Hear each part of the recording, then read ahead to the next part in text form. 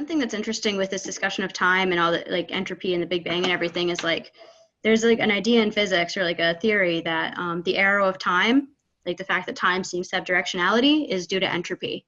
That every other physical process is, if you switch around the equation, it doesn't really matter. It doesn't matter whether time is positive or negative, but in entropy it does. So it kind of makes sense then that if they say like there was no time before the Big Bang, it would make sense they would also, like there would be no entropy, or like the laws of entropy wouldn't apply. Yeah, that I did find that fascinating. And another thing that I find fascinating is how the human mind seems to have this concept of time, and it seems roughly accurate. But I guess what that means is kind of on a macro level, our brains can sense the level of entropy or something. Kind of. I think that our human sense of time and maybe time in general is just us sensing the way that things move in relation to each other, kind of in patterns. Can you give an example? Yeah. Like the ticking of a clock, like the ticking hands of a clock. When we're looking at time, we're just looking at like the pattern of how the hands of the clock move in relation to like how quickly it takes me to like pick up this glass of water. And I know that it takes me about as much time to pick up this glass of water, or time, as if time is a thing. But that's kind of what I'm getting at. Like time is a thing in your brain. Yeah, it takes me about like me being able to pick up this same glass of water is like around the same interval as 1 second, let's say, like ticking the hand on the clock. And there's like patterns that we can pick up and then perceive time, but we perceive time faster or slower in different situations too. Of course.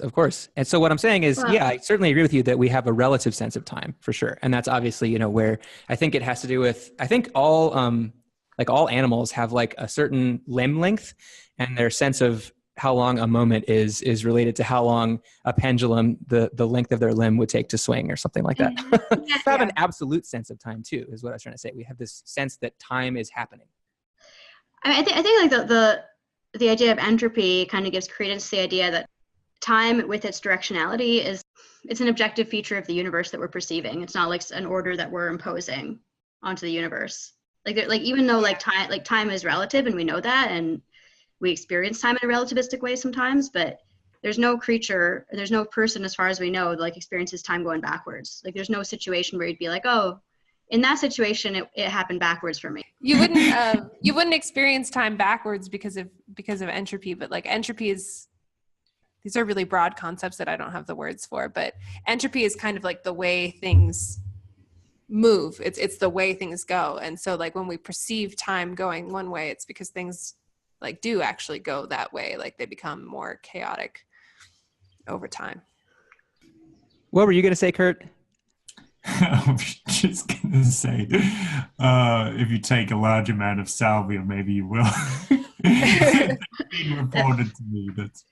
Well, it kind of makes me think of like the phenomenon you kind of alluded to before, that different beings experience time at different subjective rates. Like one finding in that area is that children experience time by far the most slowly of any human beings. Oh, I remember. So, yeah, right? It's like a year is forever.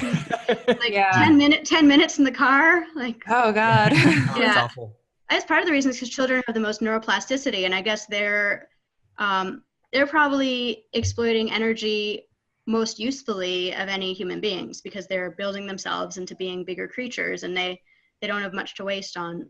They're probably producing less entropy than adults, and particularly like decaying adults in old age. Mm-hmm. But there's ways that adults can like reach that, I guess you could call it like low entropy, slow subjective time state. And it's like ways it can happen is through psychedelic drugs, through novel experience, and through experiences like falling in love. What happens after those things? You experience higher neuroplasticity, and the subjective experience of time slows again. During that experience, or also afterwards, your time is kind of permanently changed. Your perception of time is permanently different. Definitely during. I don't know about after. I would imagine it either goes back to normal or gets into some kind of intermediary state. Okay. And yeah, in my experience, it kind of flows back down to normal, but probably everybody's normal is different. This is just an idea I'm throwing out. Maybe it doesn't make any sense, but I mean, if you're neuroplastic, you are kind of in a state of like constructing. I think like life is always either building itself or it's in a state of decaying. And if you're in like a neuroplastic state, you're kind of in a state of like gathering information and like constructing new connections. Like we are as kids, we're building ourselves. And then over time, that building process eventually hits a peak and stops and then starts decaying with maybe like little bumps along the road. But maybe we are perceiving time more quickly with entropy being the arrow of time, because basically we're decaying, we're becoming more entropic, and so our perception of time is speeding up. Well, and I think a simple explanation is also just that, you know, when you're 4 years old, you really only remember about a year total. Like that's all of time to you. And so the next year of your life from age 4 to 5 is going to seem like all eternity, because that's basically what it is to you. Well, yeah, I was going to say that that's true, but it's not just about your memories. Like definitely your experience in the moment of the passage of time is very different. When you get to age 30, you know, 1 year is just a 30th of your life. And so an hour is, you know, proportionally smaller than it would be if you were 4 years old. Yeah. That's not the only factor. I disagree.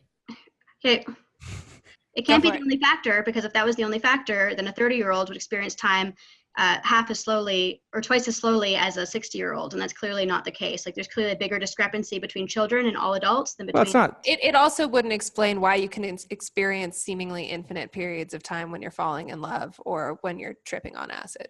Well, obviously obviously you have a sense of like I said, you know, you have a sense of how long it takes you to swing your arm, you know, from left to right. And that's always going to stay with you. And that's always going to be constant throughout your life. But there's also, you have these past experiences of certain stretches of time. And so, you know, when you experience those earlier in your life and you haven't experienced them yet, they seem a lot longer than later in your life when you're like, oh, you know, I've already done this a bunch of times. I know how long this is going to be. but so the point is there's that sort of subjective experience of time, which has to do with like our expectations. Like how long is this going to take? You know, if you know you're going to have to wait for an hour for something to happen, you're probably going to occupy your mind with something else. Right. And the time is going to go by more quickly for you because you know what to expect. But if you're just sitting there first of all, if you don't know how long that you have to wait, or if you have to wait a certain amount of time that you've never had to wait before, then you're going to start getting antsy and bored, right? Because you're like, oh man, I've never experienced anything this long. What do I occupy my time with? Yeah, I'm sure those are factors, but I think there's other factors as well. Like part of it is that when you experience phenomena that's more salient, time slows down, because it's like, oh, this is important. I should spend more time on this. It's not really more time, but it's more subjective time. It's more mental energy concentration, more internal resources. And when you're a child, like everything is super salient because you're learning how to be a person. Whereas when you're an adult, you kind of already know how to be a person. And especially if you're doing something monotonous or repetitive every day, the saliency just bottoms out. I'm curious what you guys thought of the wacky out of the blue hypothesis that maybe we perceive time more quickly, partially because we're decaying. It's kind of similar because when you have more experiences, then they stay in your brain. So it is like your brain is more fixed. So it's a related idea, but which it's like two sides of the same coin. One is physical and one is, psychological or something like that.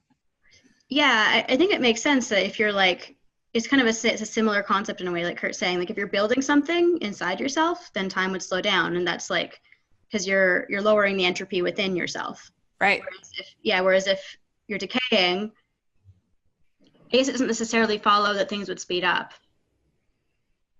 Well, the entropy within yourself would be increasing. Yeah, and I guess if the idea that the subjective experience of time is a limited resource, it would make sense that it would speed up in those situations. Maybe. It's a question of if our subjective experience of time is actually related to like the arrow of time or the entropy within ourselves.